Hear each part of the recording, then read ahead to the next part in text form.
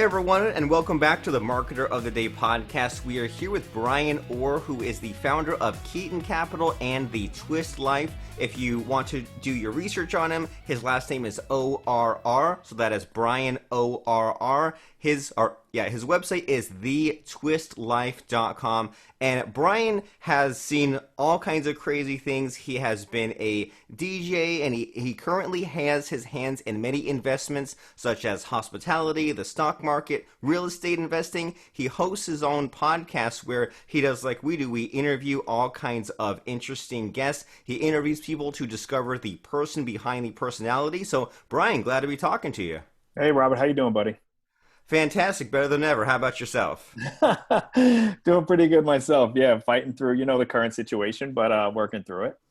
Yeah, and I mean, it like everything else, it has its ups and downs. It's the good news is that it kind of knocks you out of your loop, right? Because it's easy to get stuck. Well, it pushes you out of one day-to-day into a different day-to-day, right? Like, because if you go through those same old routines, it seems like time speeds up. So maybe in a way we're all knocked off the train track. So it is up to us to decide if we want to get stuck in the same old everyday routine and stay at home and just kind of sit in our pajamas, and then time will speed up again. Or maybe it's an opportunity for some self-reflection or some new changes, right? Yeah, 100%, 100%. Right? I've been battling, both of those animals each day, right? I'm in my pajamas and I'm like, do I stay here? Try to get to work. Maybe I'll work in my pajamas. I don't know. Figure it out, but it's going all right. Okay, well, I'm glad to hear it. And so with all that aside, I mean, what has been the thing that has gotten you excited in the last 6 or 12 months, even with all this craziness? Man, I tell you, I'm excited about doing the podcast for one. That's a brand new experience for me. As a DJ for many years, I was on the other side of interviews, and now interviewing people, as you would attest to, it's a unique opportunity. It's a unique experience, and I'm getting to learn a lot from a lot of people as you're doing. So for me, that's been the most exciting thing, is launching this new venture and looking at the potential to where it's going to lead. And how new is it? How many months? How many episodes? Our first episode aired March 10th.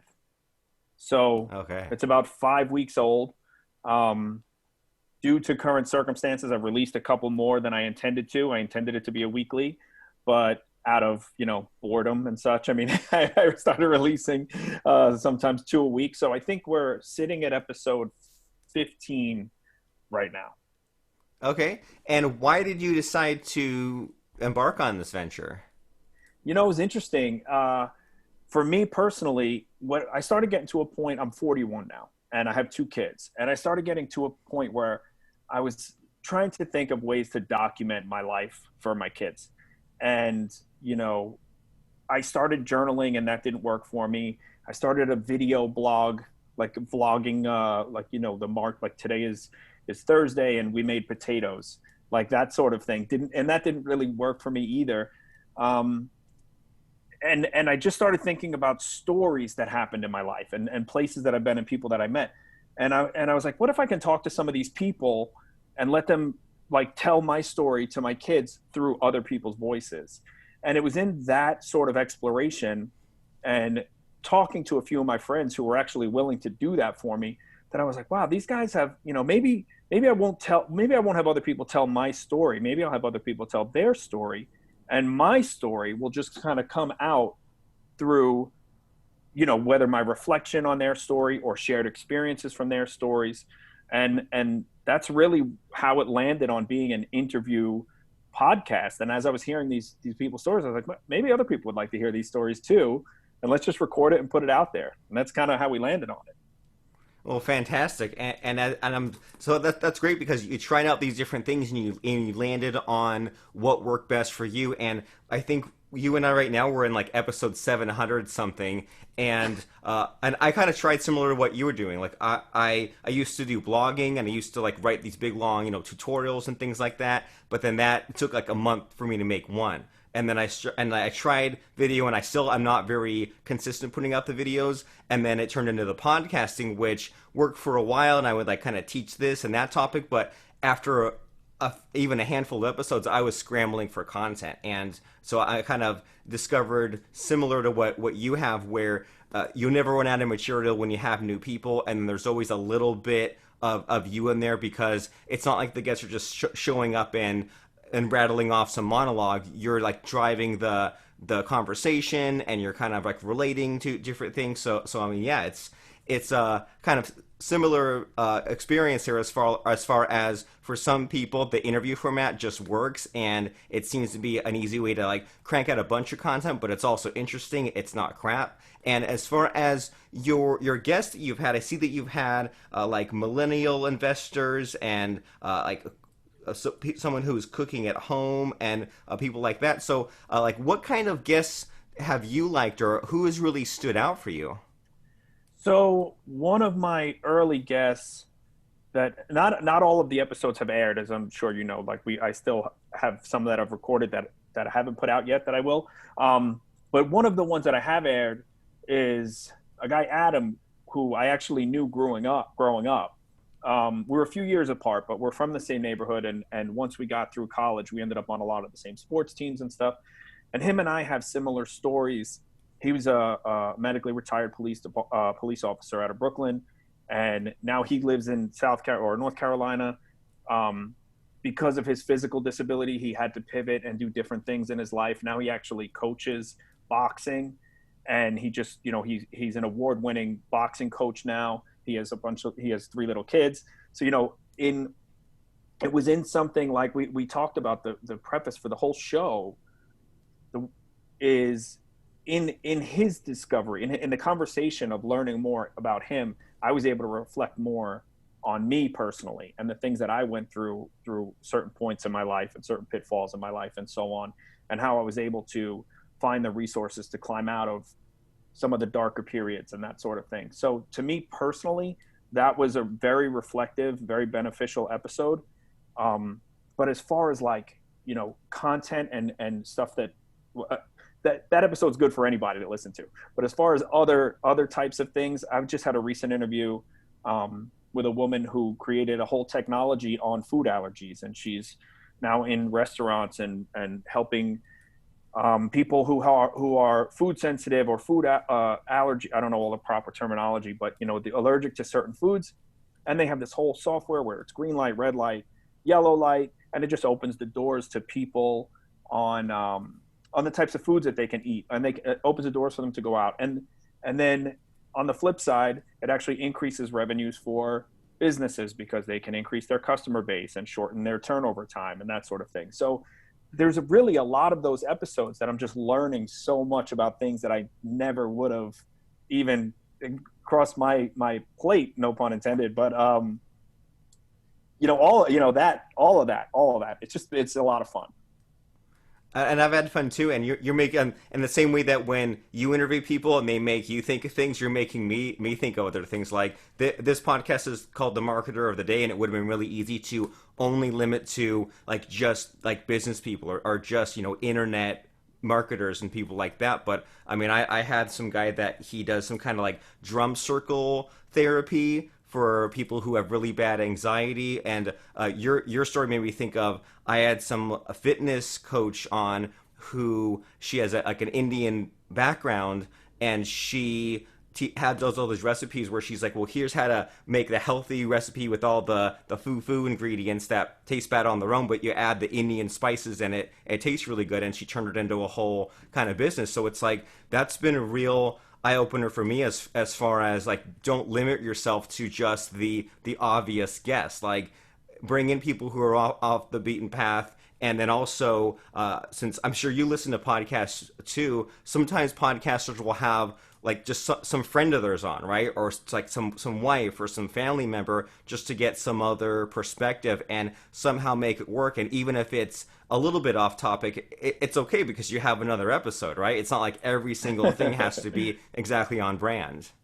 Right. And that's what's interesting about my topic, in a sense of the twist life. There is no topic.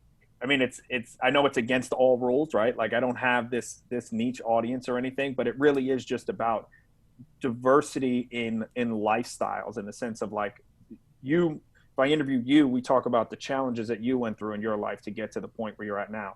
And with the, the police officer, like I mentioned with Adam, his challenges, and then the chef, the one that you mentioned earlier about cooking at home. She's actually a massive caterer out in Vegas, but her business was shut down just recently because of the virus. So she's pivoted now, and then the conversation was about how to make chef catered style meals at home with what you have in your pantry. So it's really fun to have those different types of conversations. And I try to reach to people that I would have never, that I don't know anything about their subject, because I want to learn. And that's what I think makes it interesting.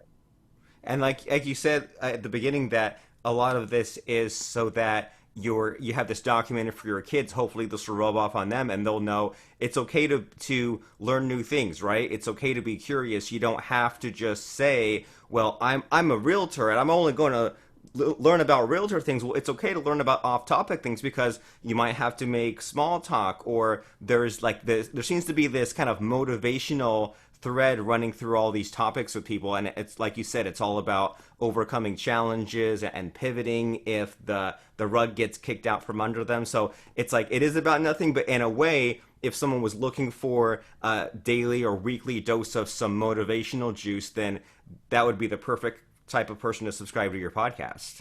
Yeah, that's exactly right.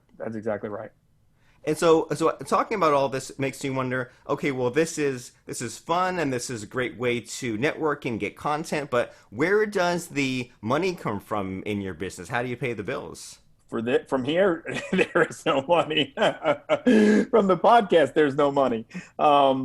This is a new project for me, and it's really like with any new business. I'm just starting out, and all the money's just getting sucked out, hopefully strategically. But for now, that's not where any of the money comes from. The money, my other businesses fund this project that I'm hoping to launch into a business. Okay, fair enough. It's a passion project, and you're going like the Facebook route, right? When Facebook came out, everyone was selling banner ads and trying to make it break even, and Facebook was like, well, let's build something first and then figure out where to go from there, and not just go for what's short-sighted. So this is great. You have the interview show, the passion project, the kind of the thing that keeps you going, the thing for the future. And so you said that you have these other businesses. So what are those, and what do you feel like sharing about what you have going on there? Sure. So I've been DJing for probably, I already said my age, so I guess it doesn't matter. So, 20 something years, as a primary source of income. I mean, I've worked pretty much every day of my life aside from that as well.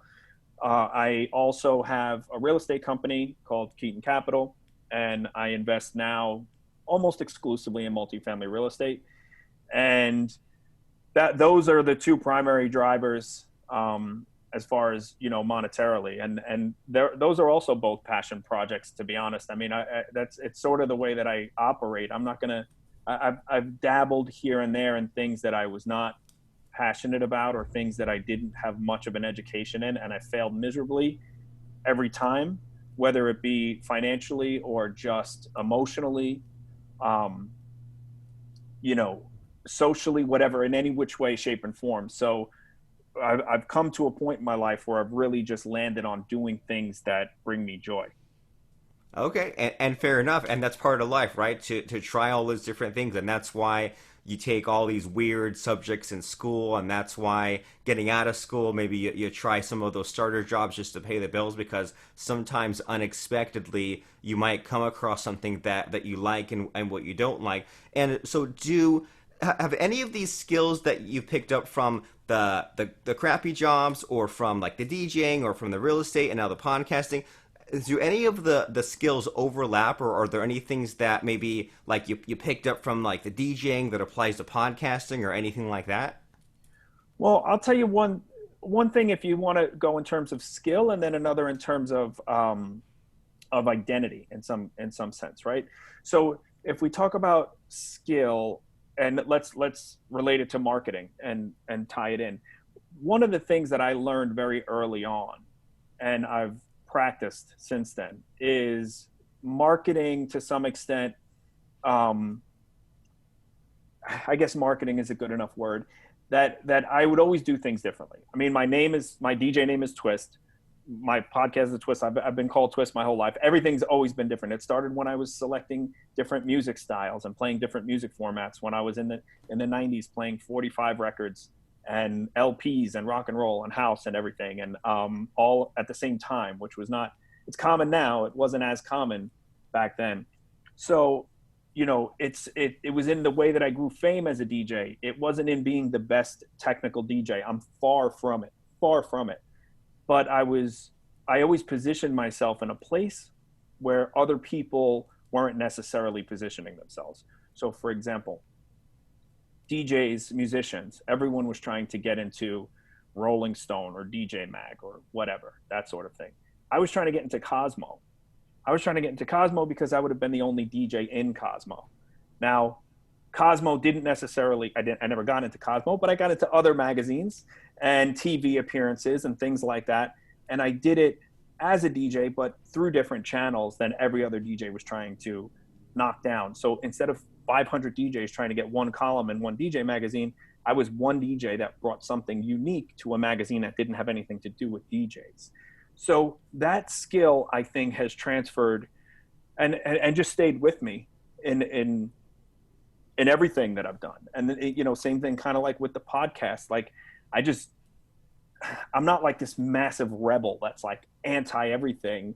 I'm never going to follow the rules. I'm always going to go against the stream. It's not that. It's just that what's worked for me is finding different channels where you can reach people that aren't necessarily expecting to receive you as a person or your information in that particular medium that they're receiving it in. So what I'm hearing from you is that it pays to be a misfit, and maybe and like there's all these different channels now. Like, I mean, how many YouTube channels are there now? How many podcasts are there now? There are so many places where you can find the right fit for you, and you don't necessarily have to do one extreme or the other, like you're saying here, right? Like, you don't have to try to be completely mainstream and see what people are liking right now and try to be a copycat and try to get to Rolling Stones, but you also don't have to be completely the other direction and be a total wacko who's just like extremely extremely niche. You can kind of do a blend of that. You can be yourself. You can find the right channels for you, and then you can find, and there's so many people out there as far as the networking and the podcasting, and now that we're under quarantine with the video chatting and the social media, that we can find the people that we fit with instead of just trying to be some person we're not. Yeah, and also looking to the unexpected type of places. Do put a little twist in your life, in your marketing, in your brand, in whatever. To just dive a little bit deeper into like what I was doing is from my DJ perspective. DJs were trying to get famous by being the greatest DJ there ever was, and that's very difficult to do. I got my fame and notoriety by hanging out with celebrities and being on stage with celebrities. And that only happened because I positioned myself in a place where celebrities hang out. I was never the greatest DJ. I was always pretty good. I mean, talent accounts for something, right? Skills account for something. If I was really shitty, I don't know. Sorry, I don't know if I can curse anybody. If I was really shitty, then I probably wouldn't have made it past, event 1 or event 2. But it was in positioning myself in an unexpected place that I was able to shine differently than everyone else. So I wasn't trying to beat down that same door. So even now, when we're all stuck at home and we're all trying to do the podcast and the video chatting, and we're all sort of like landing in this flow of this is the only thing that we can do, I would encourage people to look for different ways to make your podcast known to people, or make your video chat known to people, or whatever you're doing at home known to people. Try to find a different avenue than just trying to rank on Apple. Like, it's not going to happen. You're not going to rank on Apple. Find a different way. Find some way to tie into somebody else somewhere else that might promote you in a different way. And all of a sudden you gain 50 new followers from that. That's the thing that I've always done. And it's always, it's always shown through, and any of my success has been led by that type of strategy. I agree completely. Think outside the box, and so too many people are just looking, like you're saying, they're looking at how to rank, and they just say, I'm doing this thing on this platform. All there is just Apple because it's a podcast, and all there is to focus on is how to rank. They say I have a blog. All there is to focus on is how to rank on Google. They say I have the YouTube channel. All there is to focus on ranking on YouTube, and but they can cross connect, they can interrelate. I mean, you can have a podcast, and I've only recently started recording the video like we're on now, and I can put the whole thing on YouTube or put a clip of it on YouTube, put a 1 minute clip on Facebook or LinkedIn. I can tag you since you're a guest, and tag you and your page, and have all these outside the box ways of promoting, and not just get stuck on that one platform. And since we're on that topic, and since it is the marketer of the day, I like a lot how you are not just sticking to your own show, right? You're getting out there on other podcasts such as this one. So where did that idea come about from? Was that just like your natural like marketing DJ instincts, or was that like, how did that part of the plan come about, as far as not just having your podcast but being on the other shows too? You know, there are resources out there that suggest that that's a good strategy. I didn't discover those until after I was already doing it. For me, that's just sort of been instinctual. It's instinctual. It was instinctual before I even recorded a podcast. I was a guest on 2 different podcasts with the strategy that when those podcasts air, I would have then recorded my podcast, and I could point people from there to my podcast. So I don't know that it was necessarily an aha moment. It just seemed logical to me. And that's sort of the thing that happens with experience, I guess, right? It seems like it's a no-brainer, but I know it's not. It's not what everybody thinks. For me, it just seemed that way, that would be a good strategy because, you know, again, like let's just go back to ranking on Apple. I mean, how hard is it going to be for anybody, a blogger, anybody who does what they do, to reach the top of their field by only doing what they do? It's extremely difficult, and it's not only is it difficult in the sense that like we should all work hard. It's like beating your head against a rock. It just doesn't seem to work. I think that, like, if you think about it this way, let's say either one of us appeared on Joe Rogan's podcast tomorrow. Instantly, our podcast would have 1 million hits the next day. That's strictly by, leveraging other people's experiences and other people's resources and other people's networks and other people's fan base. And not an exploitative kind of way. It's in a mutually beneficial kind of way. Another thing is because I've never interviewed anybody before, and I didn't know anything about podcasts. I've listened to a few, but I was like, hey, maybe if I just go on a few, I'll start to pick up some tips from other people who are interviewing me, and I'll learn how to do it myself. So a little bit, field research as well.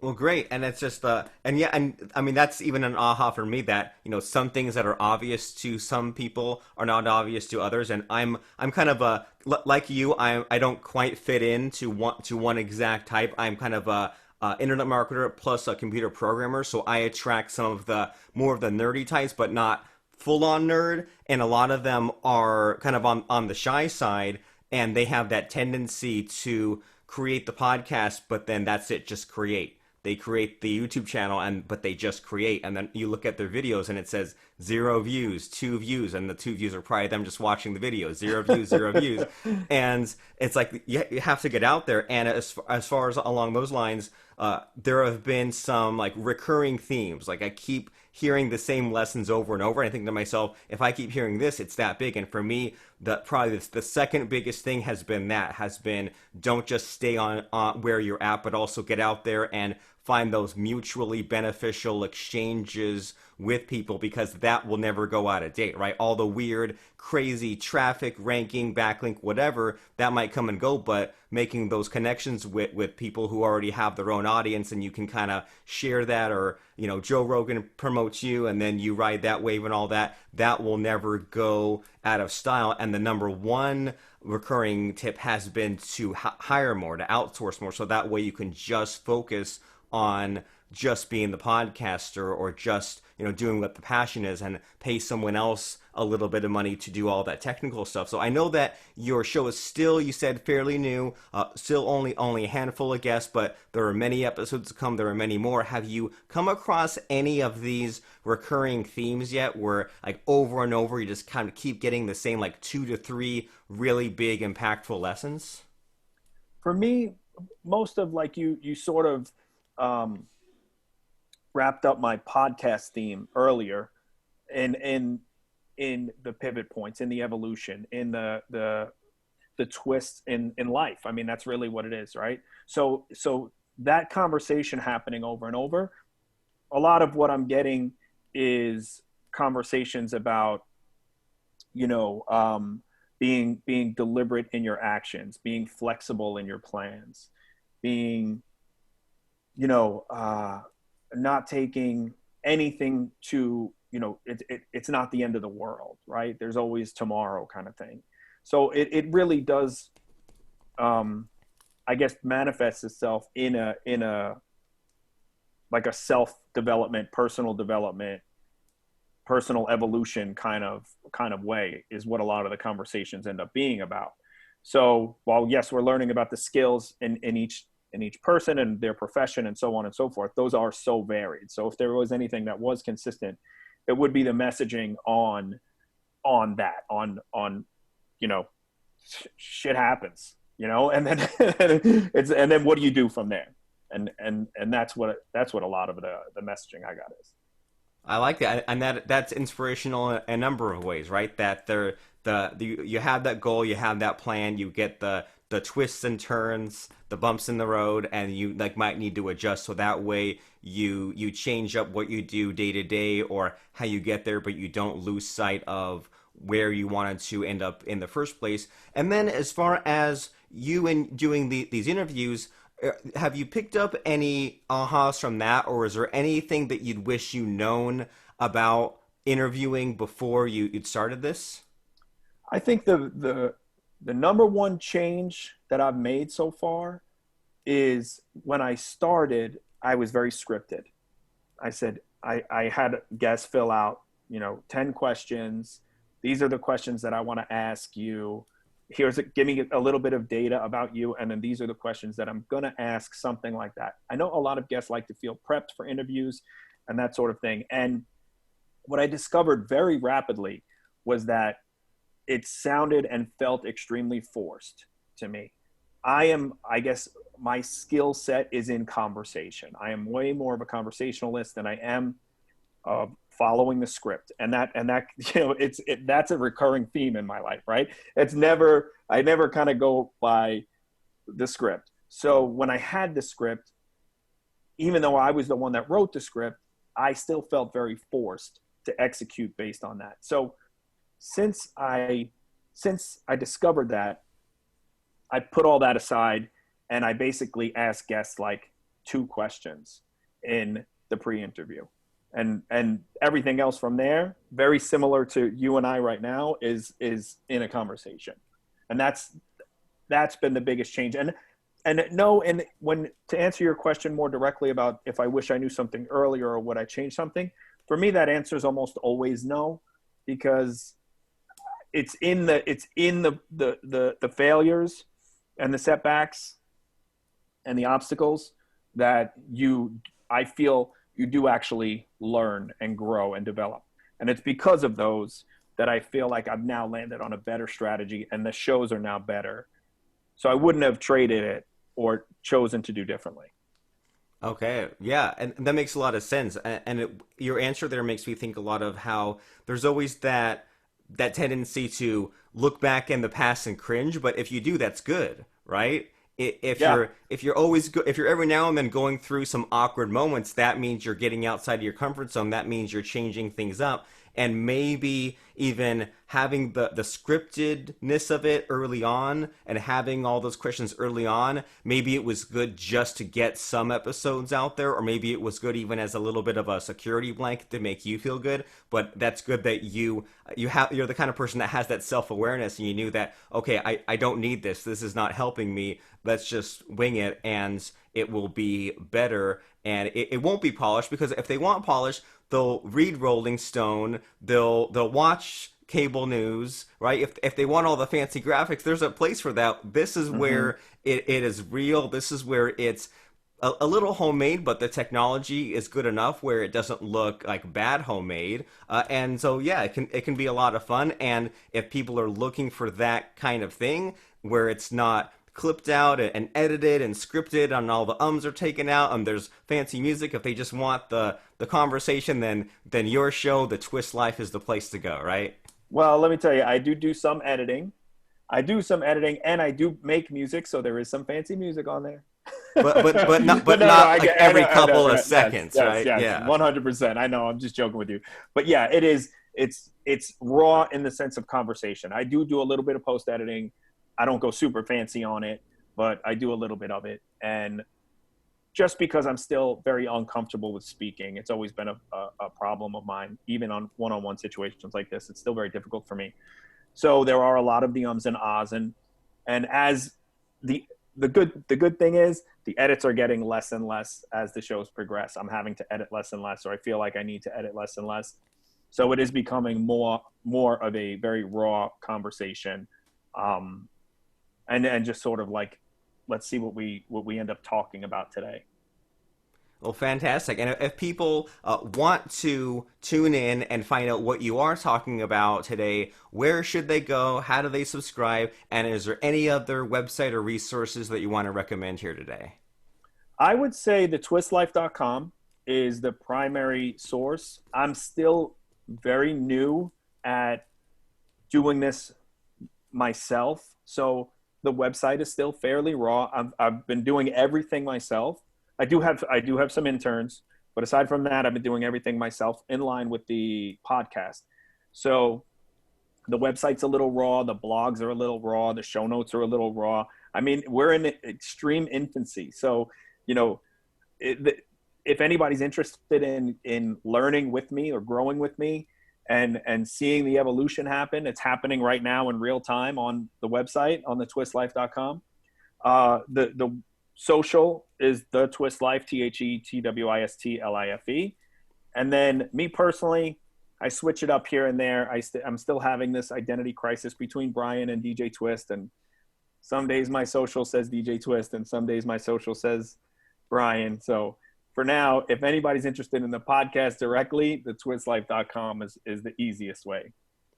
Fantastic. Well, if you out there in podcast land like listening to podcasts, which you should because you're listening to one now, and you like interviews, which you're listening to one now, then if you want to get another second dose of that, go to thetwistlife.com and listen to DJ Twist, Brian Orr, talking about all kinds of cool and crazy guests. He talks about reality TV and DNA and adoption stories and boxing and quitting jobs with no backup plans. I mean, is nothing off limits? Is there a point when you say, "Oh, I won't take that sort of guest"?